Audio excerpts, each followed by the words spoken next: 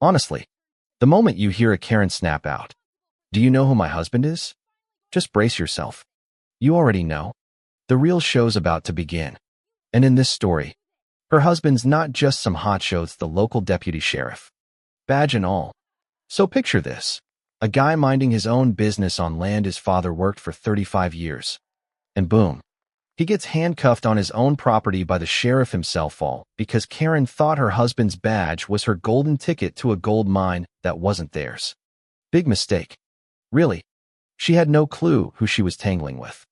Turns out, he's a mining rights attorney, someone who knows, deep down in his bones, that a sheriff's badge means zilch on federal land.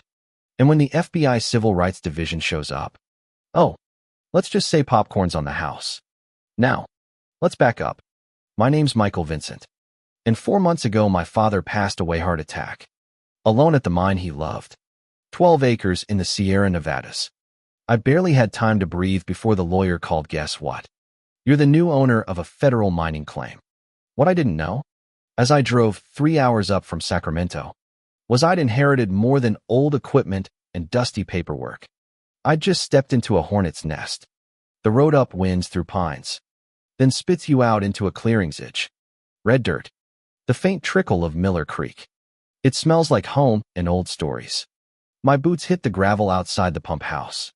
Everything looked smaller. Older rust. Dust. But all of it still standing.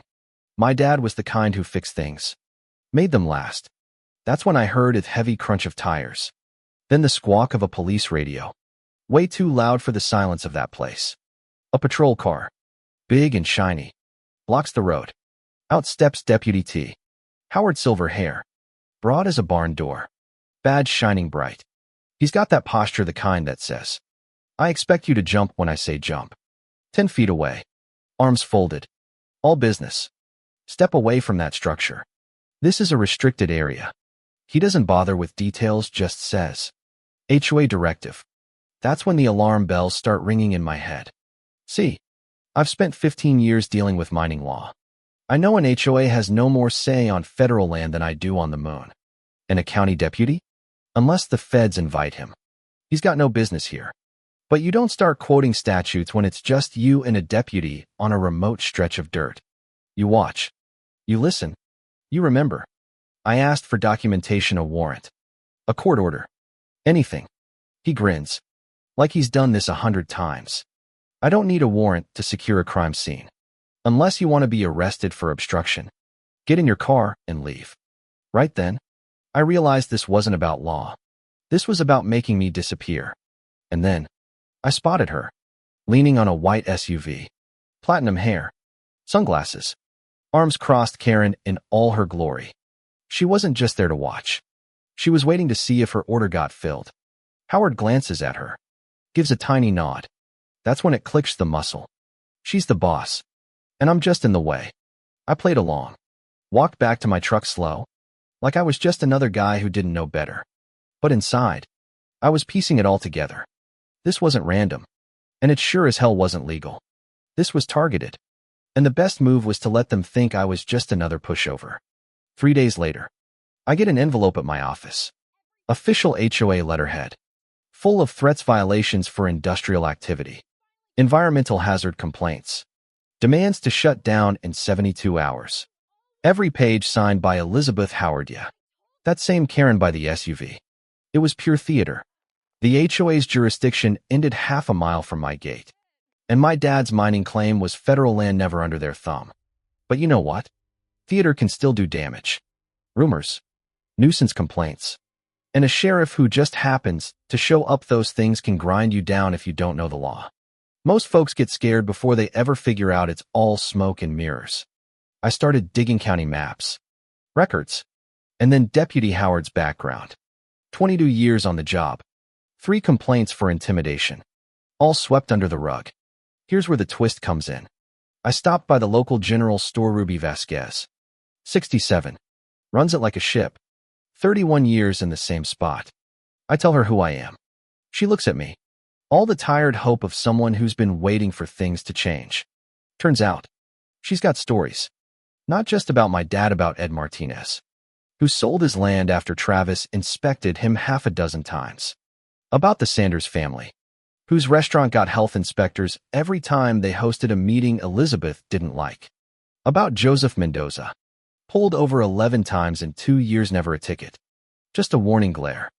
Ruby's got her own scars. She said no to selling her store. And suddenly Travis was there every morning. Always finding a problem. Cooperate or disappear, she said. Eyes flat. My dad knew he saw what was happening. But he was 73. Alone. And after a while, even a fighter starts to wonder if it's worth it. Ruby didn't hesitate when I asked her to write down her story. Been waiting 5 years for someone to ask. And suddenly, this wasn't just my fight, it was everyone's. I gathered more testimonies, Ed, Joseph, Jacqueline, and Terry Sanders. Each story different. But the same message: you cross Elizabeth Howard. Travis shows up. Land gets sold. Businesses get fined. Careers get trashed. All those complaints. All reviewed by friends. All dismissed. The silence wasn't weakness, it was survival. But I wasn't a local. I knew how to fight. I asked, would you testify? Would you put it in writing? Ruby said yes. So did Ed. So did Joseph. So did the Sanders. 5 stories. 5 years. One ugly pattern. And I'll tell you the part that hurt most. My father fought alone. He spent his last years under that weight. While I was busy helping other people. I wasn't there. That guilt, that's what fueled me.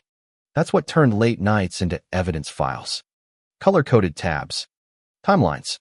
Legal strategies. I wasn't going to let what happened to my dad happen to someone else. I got a surveyor out there, Marcus Chun. Good man. Always records his site visits. That habit ended up saving everything. We're out by the creek. Morning sun just warming the ridgeline. And then roar of engines. 2 patrol cars. For deputies. Travis in front. Handcuffs out. Not even pretending this was routine anymore. He's shaking. Barking charges that make no sense: trespassing. Illegal mining. I told him it was federal land and didn't care. Spun me around. Face to the hood. Cuffs so tight my hands went numb. He leans in. Whispering. Elizabeth said you were stubborn. Here's a hint. 1 night in jail, and you'll see this land's not worth it. What he didn't see. Marcus Chun. 40 feet away. Phone raised. Catching the whole thing: arrest. Threats. All of it. 7 minutes. Crystal clear. GPS and timestamp. The charges fell apart, no warrant. No law cited. But Marcus had already made a backup. I called the FBI Civil Rights Division. That's when the game changed. They'd been watching Travis for years, waiting for someone with evidence. Not just stories. 3 days later, Agent Sarah Taylor shows up, plain clothes. Sharp eyes. Folder full of documents. She lays it out: complaints in 2 other counties. Patterns that match. Settlements that silenced more victims. We've been watching. But watching isn't the same as prosecuting. Your case makes it possible. She's honest. Federal cases are tough. Badges get the benefit of the doubt. Defense lawyers know every trick. Witnesses get scared. But for the first time, they've got video. Testimony. Patterns. They can move. Sarah says. Now comes the hard part: wait. Act normal. Let them think nothing's changed. If they suspect, they'll hide evidence. Pressure witnesses. So I go back to the mine. Play along. Wait. It's agony knowing what's coming. Not being able to rush it. Tuesday morning. The arrests come. Travis is cuffed at the diner. Coffee in hand. First confusion. Then anger. Then fear. The kind that says he knows the game's up. Elizabeth? Agents show up at her door.